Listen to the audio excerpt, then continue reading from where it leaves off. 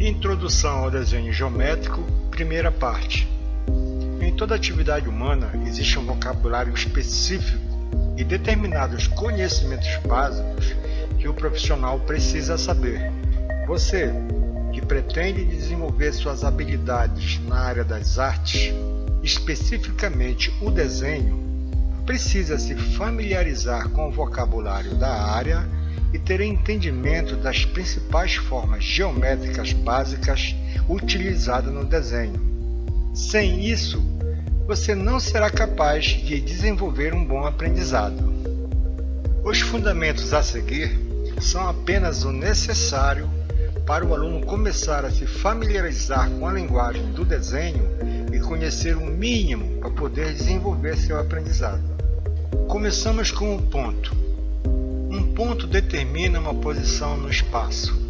O ponto não tem dimensão, isto é, não pode ser mensurado, e é invisível. O que chamamos de ponto é apenas a representação gráfica do toque de uma ferramenta, o lápis, por exemplo, sobre a superfície do papel. O ponto nos remete ao descanso, à imobilidade. O ponto é estático. A linha. Em artes, a linha é um elemento que está em movimento. É inquieto e busca a comunicação. Bem, para nós que desenhamos, a linha é aquela que define a figura que desejamos representar graficamente. A linha tem uma dimensão, o comprimento. Quando posicionamos o lápis na superfície do papel e executamos um traço reto e contínuo, temos a linha reta.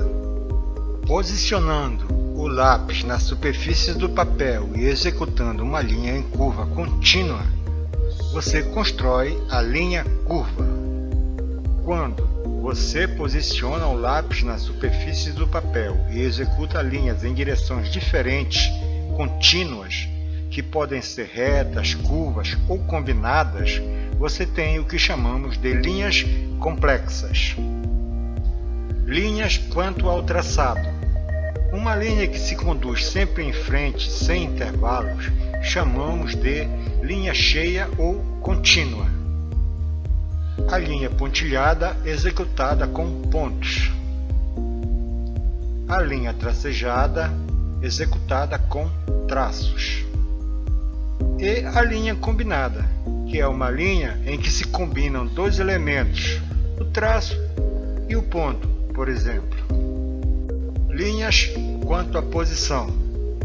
Nós temos a linha horizontal, a vertical e a inclinada. Agora, as linhas quanto à relação. Linhas paralelas, linha perpendicular. A linha vermelha é perpendicular à linha branca. Linha oblíqua. A linha vermelha é oblíqua à linha branca. Linhas convergentes, que são aquelas que se direcionam a um único ponto. E, finalmente, as linhas divergentes, aquelas que partem de um ponto. Ângulos. A reunião de duas semirretas que possuem uma origem em comum chamada vértice do ângulo. O primeiro é o ângulo reto. O seu ângulo interno tem exatamente 90 graus. Em seguida, o ângulo agudo, com um ângulo interno menor do que 90 graus. O outro é o ângulo obtuso, com um ângulo interno maior do que 90 graus. E, finalmente, o ângulo raso, com 180 graus. Passamos agora a conhecer e identificar as principais formas planas que nos interessam e que vão nos ajudar bastante no futuro. Os polígonos. Vamos definir polígonos como figuras planas, fechadas, formadas por segmentos de retas que não se cruzam.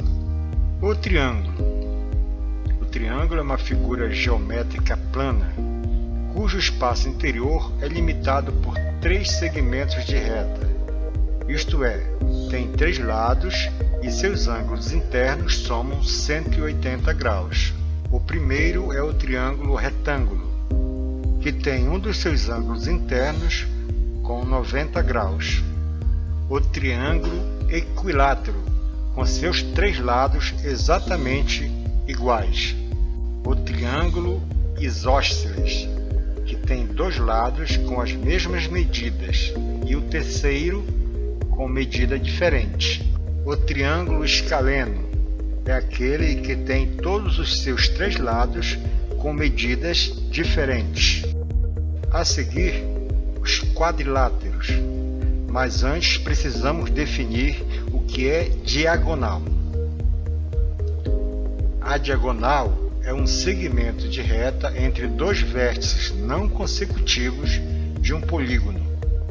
A diagonal será muito importante se você quiser entender de perspectiva linear, uma disciplina imprescindível para o estudante de desenho. Agora sim, os quadriláteros são figuras geométricas planas cujo espaço interior é limitado por 4 segmentos de reta.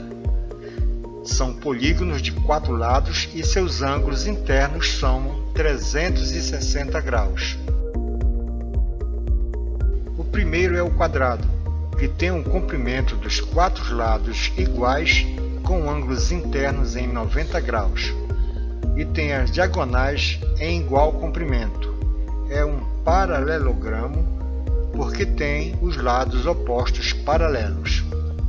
O losango é um polígono com o comprimento dos 4 lados iguais, com pares de ângulos internos opostos iguais e diferentes entre si. Consequentemente, as diagonais têm comprimentos diferentes. Também é um paralelogramo. O retângulo é uma figura plana de 4 lados, com o comprimento dos lados opostos iguais e diferentes entre si, com ângulos internos em 90 graus, com o comprimento das diagonais iguais e também é um paralelogramo. Os trapézios, que são polígonos de 4 lados, com um par de lados opostos paralelos.